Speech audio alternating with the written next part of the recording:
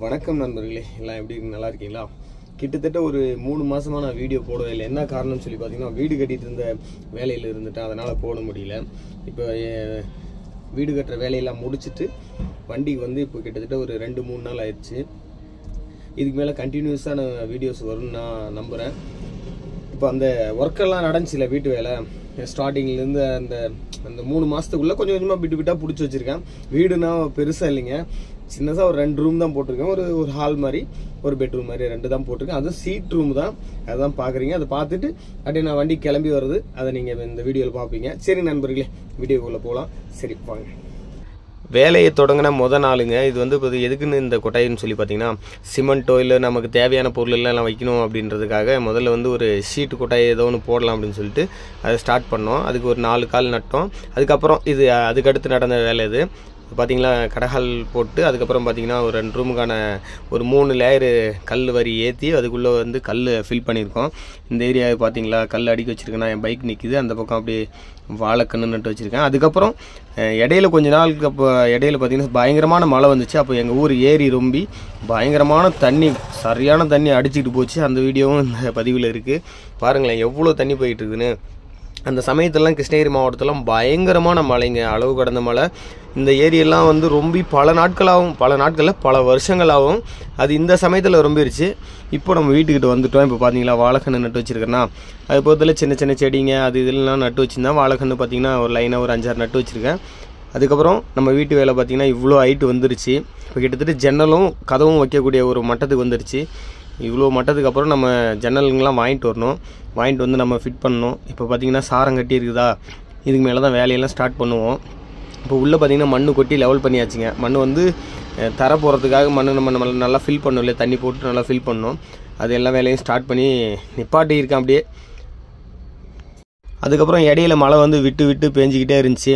நம்ம ஊரில் வந்து அடிக்கடி மழை பேஞ்சிக்கிட்டே இருந்துச்சு. அந்த சமயத்தில் எந்த வேலையும் டக்குன்னு வேலை முடியல. இந்த ராக்கெட் அடுப்புன்னு சொல்லி ஒன்று ட்ரை பண்ணால் அது கொஞ்சம் ஃபெயிலியராக போச்சு. அந்த அடுப்பு பார்த்தீங்களா எப்படி போட்டிருக்கேன்னு. ஓகே, ஏதோ ஒன்று அந்த குளிர் காயணுன்றதுக்காக அது போட்டோம். அதுக்கப்புறம் சின்ன சின்ன இதுக்கெல்லாம் தேவையாக இருந்தது, பால் சூடு பண்ணுறதுக்கோ சாப்பாடு செய்கிறதுக்கோ ஏதோ யூஸ்ஃபுல்லாக இருந்துச்சு அந்த அடுப்பு. மழை பார்த்தீங்களா விடாமல் பேஞ்சிக்கிட்டே இருந்துச்சுங்க. திராட்சை செடியெல்லாம் கொண்டு வந்து வச்சுருக்குங்க, திராட்சை செடி. அதுக்கப்புறம் பார்த்தீங்கன்னா வெத்தலை கொடி அதெல்லாம் நிறைய வாங்கிட்டு வந்து வச்சேன். தென்னங்கன்று பார்த்தீங்கன்னா ஒரு 4-5 கன்று தென்னங்கன்று வாங்கிட்டு வந்து வச்சேன். என் பொண்ணு அந்த பொண்ணு விளையாடுறதுக்காக போய்கிட்டு இருக்கு. தென்னங்கன்று பார்த்தீங்கன்னா அழகாக வந்து வாங்கிட்டு வந்து வச்சுருக்கேன்.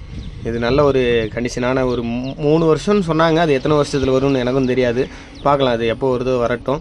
இப்போ பார்த்தீங்கன்னா அந்த கொட்டாய்க்கு வந்து தார் பை கட்டி வச்சுருக்கேன். நான் மழை பெய்யும் போதெல்லாம் ரொம்ப இடைஞ்சலாக இருந்துச்சு.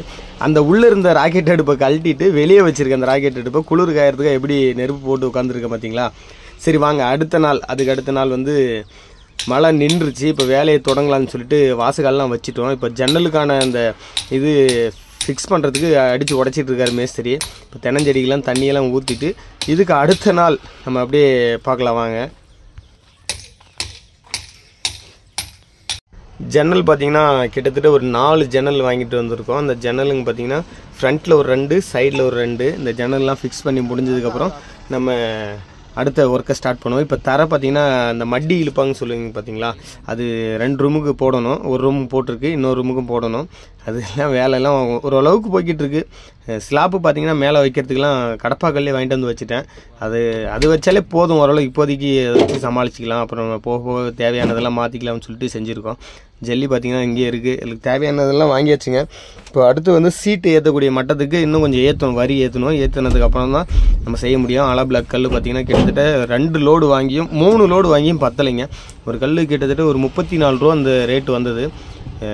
கடைசியாகவும் ஒரு 3வது லோடு வாங்கி வச்சுருக்கேன். அடுத்து இன்னும் கட்ட வேண்டிய வேலைக்கெல்லாம் தேவைப்படும் அப்படின்றது ஒரு காரணத்துக்காக.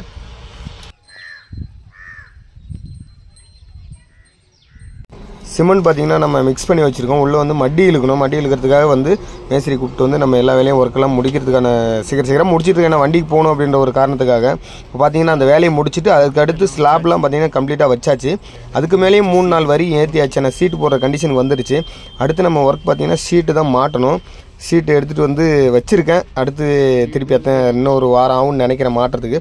பார்க்கலாம், அதுக்குள்ளே குயிக்காக முடிஞ்சிடும்னு நினைக்கிறேன். முடிஞ்சதுமே நம்ம வண்டி கிளம்பலாம் அப்படின்ற ஒரு எண்ணத்தில் தான் இருந்தேன். தேன் கூட்டமும் நல்ல ஒரு செழிப்பாக இருக்குது. பாக்ஸில் இங்கே ஒன்று, அங்கே ஒன்று, இங்கே ஒன்று. மொத்தம் 3 தேன் பூச்சிகள் வந்து போதா.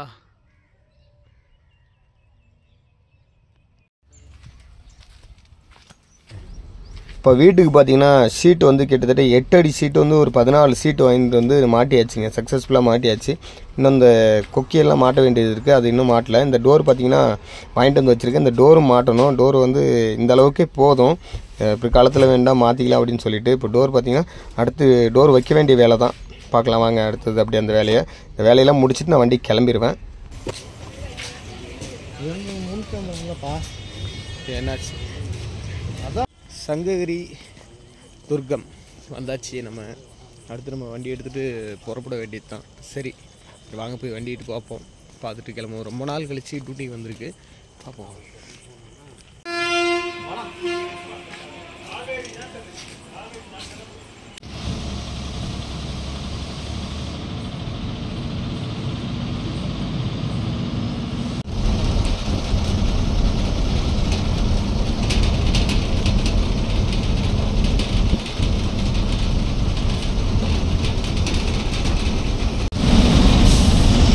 எலக்ட்ரிஷியன் வேலையெல்லாம் முடிச்சுட்டு அப்படியே நம்ம டிவி சர்வீஸ் சென்டரில் கொண்டு போய் கொஞ்சம் வேலை இருக்குது, அதையும் முடிக்கணும்.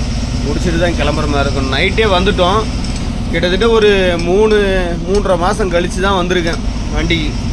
வீட்டு வேலை செஞ்சுட்டு இருந்ததுனால வர முடியல. ஃபேன் பார்த்திங்கன்னா புதுசாக மாட்டியிருக்குது.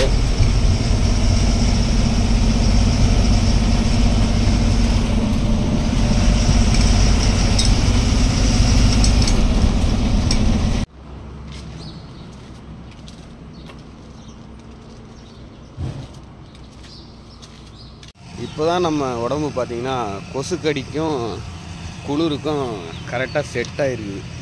இந்த நைட்டு நல்லா குளிர் கொசுக்கடி என்ன சமைக்க அப்படியே சாப்பிட்டு வரலான்னு சொல்லிட்டு நடந்து போயிட்டுருக்கோம். டிவிஸ்லேருந்து ஒரு கொஞ்சம் தூரம் நடந்து போனால் தான் ஹோட்டல் அங்கே இருக்குது. அங்கே டிவிஸ் பக்கத்தில் எதுவும் ஹோட்டலில் திறக்கலை. சரி போய் சாப்பிட்டு வந்துட்டு வேலையை முடிப்போம். வேலையை முடிச்சுட்டு சாயந்தரம் ஆகிடும் நினைக்கிறேன், பார்க்கலாம்.